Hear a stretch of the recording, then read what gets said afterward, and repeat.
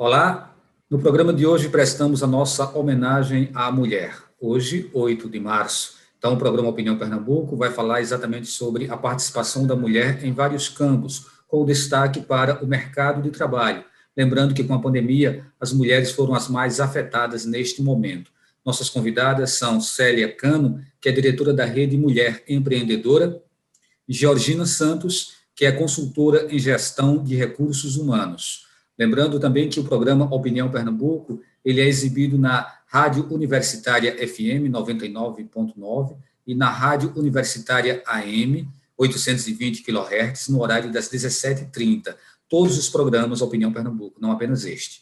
Bom, então sejam bem-vindas para este programa e vamos começar trazendo exatamente esse link entre essa participação da mulher no mercado de trabalho e a pandemia. Eu gostaria de começar, se possível, com você, Georgina, pode ser? Pode ser, sim. Queria agradecer o convite e dizer que é um prazer estar aqui com vocês. Vamos lá, então. E então, o que acontece nesse momento de pandemia da Covid-19 com essa participação feminina no mercado de trabalho? Muitas perdas, a mulher está sendo mesmo mais afetada do que os homens? Os números mostram isso. Inclusive, eu estava lendo recentemente uma reportagem que falava sobre isso. As mulheres negras, elas sofreram mais com a questão da pandemia, e a justificativa que está sendo dada é a dificuldade das mulheres de conciliar o trabalho em casa com as tarefas de casa. Embora eu entenda que nesse período de pandemia, ou não, ou fora do período de pandemia, as tarefas de casa precisam ser divididas de uma forma mais equilibrada entre os homens e as mulheres. Eu compreendo que isso dificulta no caso de casais separados, onde os filhos moram com suas mães, de fato fica mais complicado, mas mesmo assim, nesse momento é possível sim ter uma coisa mais equilibrada para que o prejuízo não fique só da mulher, só em cima da mulher. Célia, historicamente a mulher ela sempre foi colocada para assumir demandas da casa e o homem ficou numa posição muito confortável, né? Isso é estrutural, né? O que demonstra um preconceito, um machismo muito forte, né, nessa relação. Então, assim, na sua visão, nas suas análises, isso tem se potencializado também com a pandemia? Legal. Obrigada, Valdir, pelo convite. Georgina, tudo bem? Historicamente, socialmente, as mulheres elas foram mais incentivadas para o cuidar, enquanto os homens para o prover, né? Então, lá no passado, lá na era das cavernas, enquanto a mulher ela cuidava da alimentação, da família, os homens iam para a caça, buscar o alimento e tudo mais. E hoje a gente ainda vive um reflexo em várias famílias e várias situações, esse contexto também. A Georgina falou muito bem, a gente tem um desafio para a gente, enfim, evoluir. As mulheres, quando elas vão empreender também, Valdir, um dado super interessante é que elas vão normalmente para áreas de conforto, como alimentação, beleza, saúde. E quando a gente vai ver esse tipo de negócio, então são negócios assim, que são manicures, são mulheres que fazem bolo, tem um restaurante, e são negócios que foram altamente impactados nesse momento do Covid. Então, a gente teve que incentivar muito para que elas buscassem competências que permitissem a digitalização do negócio, além da questão de fortalecer ela para atravessar esse momento tão difícil também, além desses desafios da jornada que acabam assim, pressionando mais ainda no emocional delas, né? Então, eu acho interessante eu complementar essa fala de Célia, porque, de fato, essa coisa do cuidar, né? Já está desde há muito tempo que a mulher tem essas duas principais funções, de cuidar e de educar. Uma coisa que eu acho que é interessante, existe um movimento do mercado, mas a mulher, enquanto mulher, precisa trabalhar em relação a essa questão. Então, muitas mulheres ficaram muito incomodadas nesse período de pandemia, onde precisa cuidar precisa se dedicar mais a essa atividade do cuidar, que está na base, que está na essência da mulher. Então, muitas se sentiram culpadas em relação a isso. Como é que eu vou agora conciliar o trabalho com esse aumento dessa demanda do cuidar e de educar os filhos em casa? Porque os filhos começaram a ser educados, né, na educação formal, da educação da escola em casa. Então, conciliar tudo isso e ainda administrar esse sentimento de, eu posso dizer assim, de culpa, é muito pesado, é muito forte para as mulheres. Isso mexeu muito com o psicológico das mulheres. Trabalhar e dar conta dessa demanda que veio a mais nas duas funções primárias dela, do cuidar e do educar. Se a gente for fazer uma análise em torno dos lugares que as mulheres exercem hoje no mercado de trabalho, você tem cargos de gestão, você tem cargos da base, e, assim, é possível que a gente identifique uma maior presença da mulher em cargos que não sejam de gerência, ou seja, a gente tem um diagnóstico disso. Qual é a realidade em termos de Brasil e em termos de Pernambuco? Você poderia falar, Célia e Georgina, complementar?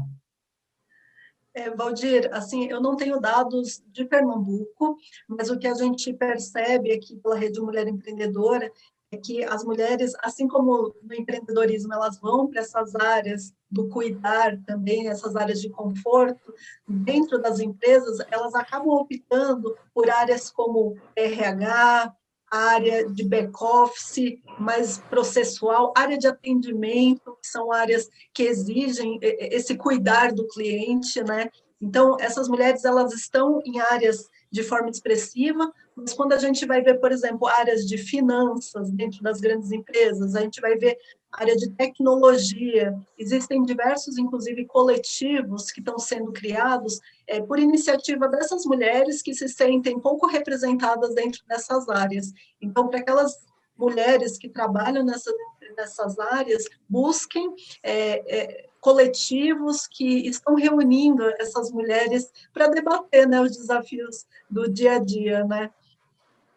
Até que ponto essas opções elas estariam ligadas à habilidade ou uma questão meramente cultural, Valdir, Georgina? eu queria só acrescentar isso, continuar a linha de raciocínio de Célia. De fato, eu também não tenho os dados aqui, Célia, eu tenho uma dificuldade muito grande de decorar números, eu leio os dados, mas eu sei que as mulheres nos últimos anos, elas vêm ocupando mais cargos de gestão, as empresas têm tido esse cuidado de mesclar, e o salário, a diferença salarial entre homens e mulheres em cargos de gestão continua sendo evidente, quer dizer, você tem homens e mulheres ocupando o mesmo nível gerencial e homens recebendo mais do que mulheres.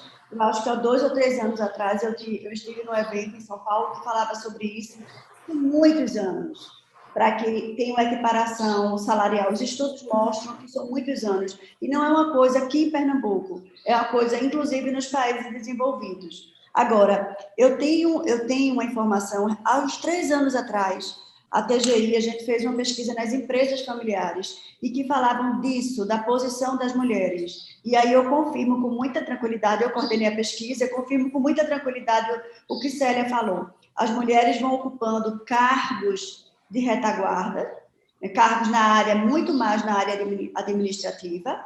E o que era interessante, essas mulheres, elas tinham um nível de formação maior do que o dos homens. Então, elas estavam muito mais preparadas, elas se preparavam muito mais em termos de educação, com graduação, pós-graduação, mas elas, nas empresas da família delas, elas não tinham uma posição de destaque como os homens tinham, muitas vezes não tão preparados para isso. Então, é só um dado que chama a atenção e que confirma. A gente mas é na empresa familiar. A empresa familiar representa 99% das empresas no Brasil, tem uma força muito significante. Então, reflete bem isso. Nossa, e legal que você está falando, Georgina, que dessa questão da busca por estudo das mulheres, né? Esse é um dado que ele é bem complexo, porque ele não fala somente de uma força de trabalho altamente qualificada para o mercado de trabalho que não está levando para as altas hierarquias. Mas a gente está falando também, Valdir, de uma população das mulheres que, às vezes, para elas até se fortalecerem na autoestima, elas acabam buscando muito mais qualificação, muito mais títulos, para dar aquela velha carteirada, sabe? De tipo, olha, eu tenho muitos títulos, então você tem que, enfim, acreditar aqui na minha especialidade, né? Então, isso também acaba mascarando um pouco dessa coisa da autoestima das mulheres. Célia, eu tenho... Georgina, só porque a gente já vai fechar esse bloco, como eu tinha feito aquela questão, é só para a gente arrematar e depois você pode até retomar esse ponto que você quer destacar.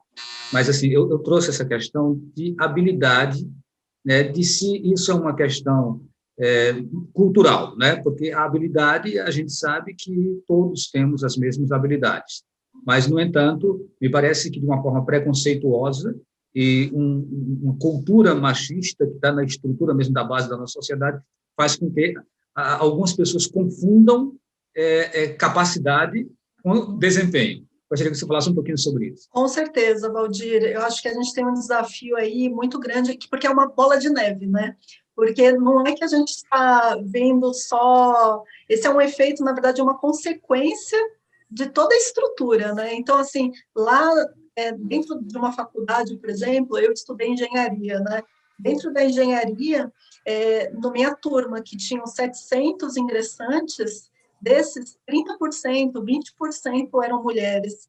E eu acompanho até hoje a engenharia lá, esse curso, e eu percebo que os percentuais não aumentam muito, sabe? Então, é uma coisa que a gente tem que incentivar, com que as meninas, as crianças, elas tenham referências que ela pode ir para qualquer lugar, né? E eu vejo ainda muito, agora, umas iniciativas que mostram para incentivar essas mulheres de tecnologia, que ela saiu da graduação, ela se mantenha, porque quando ela vê no mercado de trabalho, ela se vê num ambiente que só tem muitos homens, ela não vê referência de mulheres em alto cargo de liderança, ela fala, olha, esse lugar não me pertence, né? Então, esse trabalho de representação que a gente tem que fazer é muito grande, é muito importante também. Ok, então, Georgina, a gente retoma o próximo bloco com a sua participação, né? Desculpa aí ter interrompido, a gente faz um intervalo e volta daqui a pouquinho.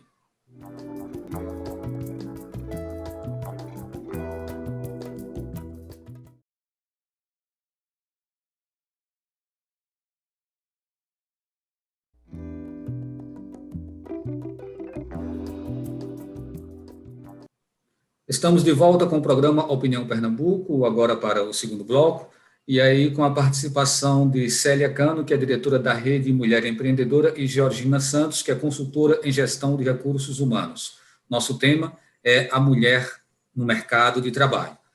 Georgina, ela quis fazer uma complementação aí à fala da Célia no bloco anterior, eu acabei atropelando um pouco, né, mas eu assegurei que ela retomaria essa resposta agora no início desse segundo bloco. É com você, Georgina.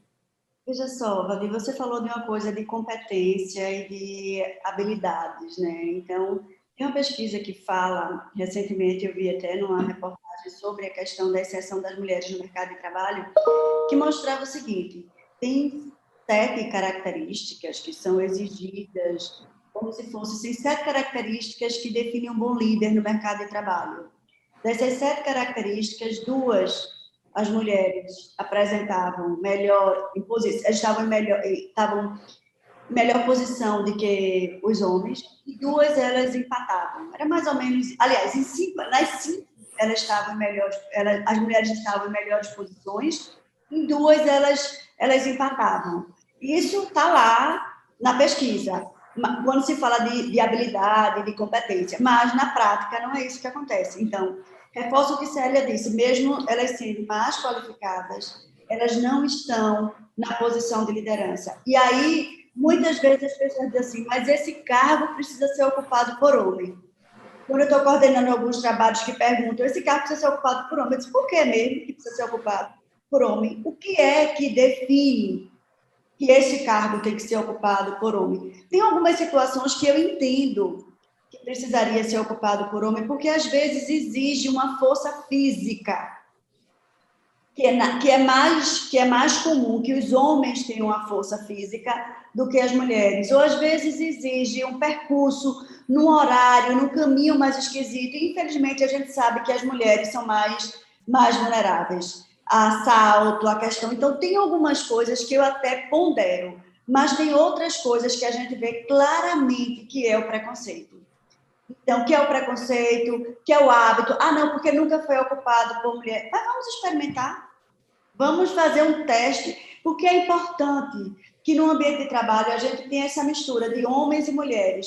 O homem tem um olhar para determinadas coisas que muitas vezes a mulher não tem. E a mulher tem um olhar para determinadas coisas que muitas vezes o homem não tem. Então, essa mistura é importante, é fundamental. É uma pena que as empresas ainda tratam, não, isso aqui é coisa de menino, isso aqui é coisa de menina. E nessa discussão também surgiu isso que Célia disse, algumas profissões sendo taxadas como profissões masculinas, como é a área de TI.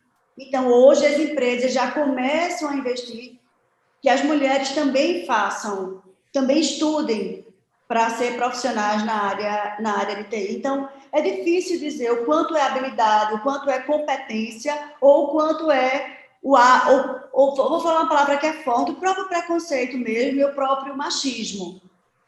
Mas mulher engravida, a mulher tem muito mimimi, mulher faz muita fofoca, homem não tem mimimi, homem não tem fofoca, não sei aonde, porque todo canto tem mimimi, tem as fofocas, tem os kikiki, então, não é por isso. Nós tivemos um exemplo aí gritante que foi o do coordenador do Comitê Olímpico do Japão, né? Que chegou a dizer que as mulheres elas falam demais, ou seja, com umas colocações extremamente preconceituosas. Célia, além dessa questão de se alegar habilidade, né? Que às vezes é usado como um pretexto, a gente tem também outros critérios que me parece que acabam entrando na conta e que entram também de uma forma extremamente preconceituosa e machista, né? Como, por exemplo, o fato de a mulher ser bonita, ela pode acabar tomando o lugar de uma outra que não esteja dentro desse padrão. Aí entra a gordofobia, entra a altura, entra a cor de pele, né? Entra uma série de requisitos que fogem, às vezes, a um padrão estabelecido, ninguém sabe por quê, né? Mas que foi assim se estabelecendo ao longo da história da humanidade e interferem nos processos de contratação. Né? Eu sei que Georgina é da área de RH e vai poder falar sobre isso também, mas como ela falou agora, você fala e depois ela complementa. Legal. Valdir, eu acho que você está falando aqui, é bem importante para os nossos ouvintes, que é sobre os vieses inconscientes, né? Nós somos preconceituosos, por mais que a gente trabalhe os nossos vieses inconscientes, a gente tem na nossa cabeça o que é, né, cada um dos padrões, vamos falar assim, das pessoas, né? Vou dar um exemplo aqui do meu lado, né? A mulher japonesa, ela sofre uma hipersexualização de pessoas olharem e falarem, nossa, né? Então, existem vários vieses que têm que ser quebrados. Eu acho que uma coisa que os ouvintes e a gente também tem que trabalhar individualmente é quais que são os nossos vieses, para a gente conseguir reconhecer eles durante o nosso dia a dia e a gente conseguir quebrar eles, né?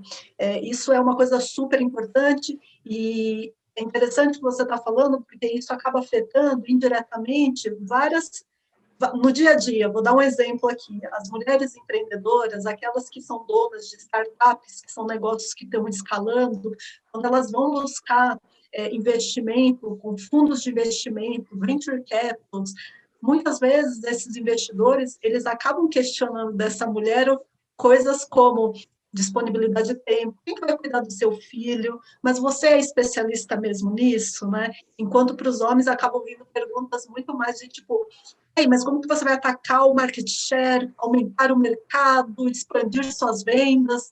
Então, existe um viés muito forte que é a mulher, ela cuida dos filhos. Então, se eu vou investir nesse negócio, como que eu vou ter certeza que essa mulher ela está focada na startup dela, né?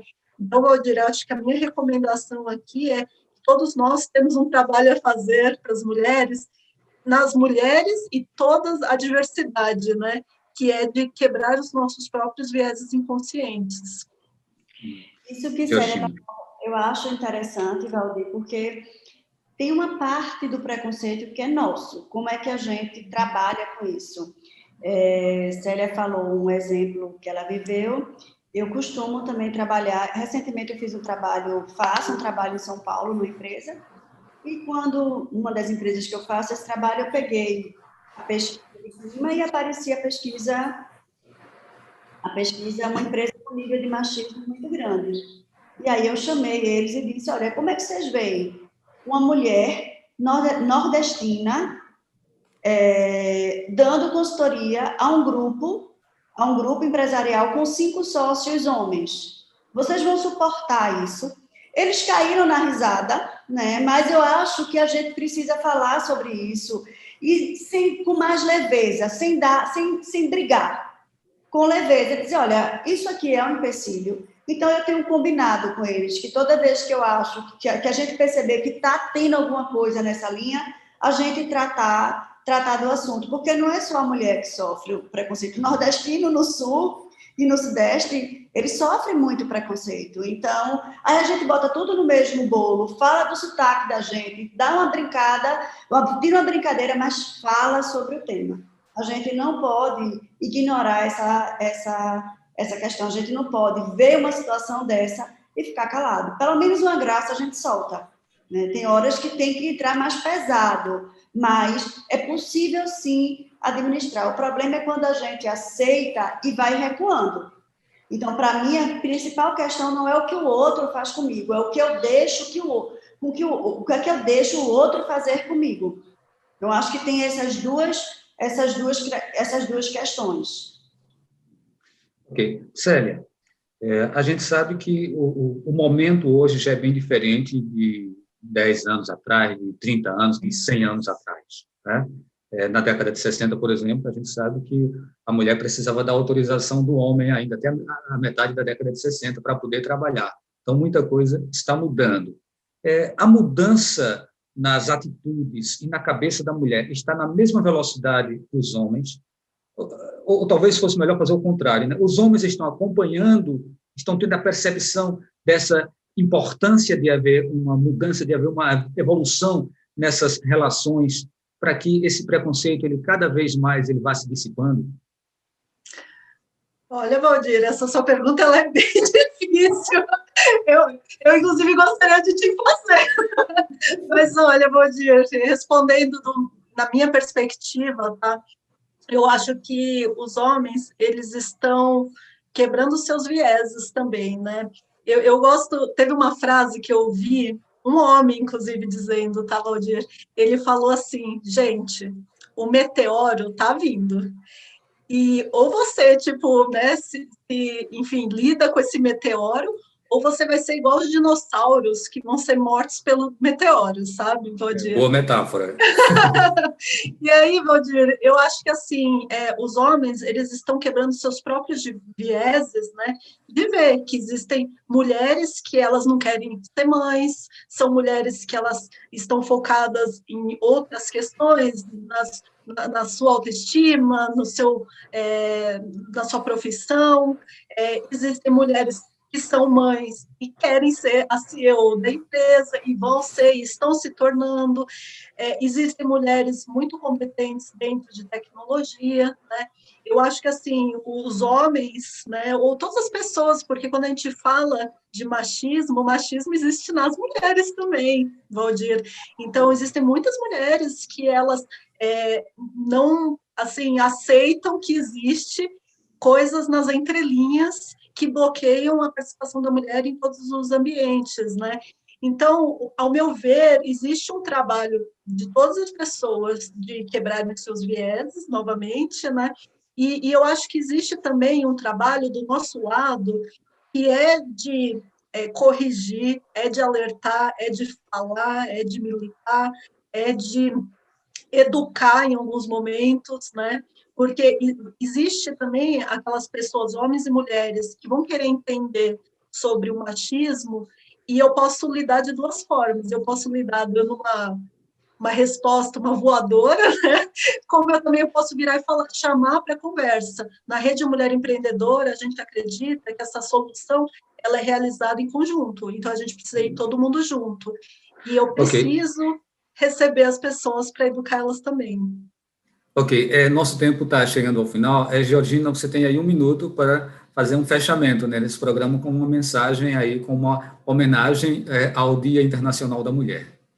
Bom, o que eu tenho para dizer para as mulheres é que elas não desistam e que elas lutem pelo que elas querem, pelos espaços que elas querem conquistar, porque na vida profissional a gente vai encontrar muito mais pessoas que querem nos colocar para trás do que colocar para frente. A gente vai encontrar muito mais pessoas que colocam o pé na nossa frente do que pessoas que nos empurram. Então, a gente tem que ser persistente, brigar, lutar pelo que a gente quer e não desistir. E administrar o próprio preconceito, porque, para mim, o pior preconceito é o nosso próprio preconceito. Então, levanta aí, resgata a autoestima. Obstáculo tem para todo mundo, vamos parar de lamentar, ao invés de usar a energia para lamentar, usar a energia para construir soluções. Eu penso que é por aí. Ok, então muito obrigado a sua participação, Célia Cano, que é diretora da Rede Mulher Empreendedora, e Georgina Santos, consultora em gestão de recursos humanos. Agradecemos a participação de vocês que nos acompanharam. O Opinião Pernambuco de hoje fica por aqui e a gente se encontra em um próximo programa.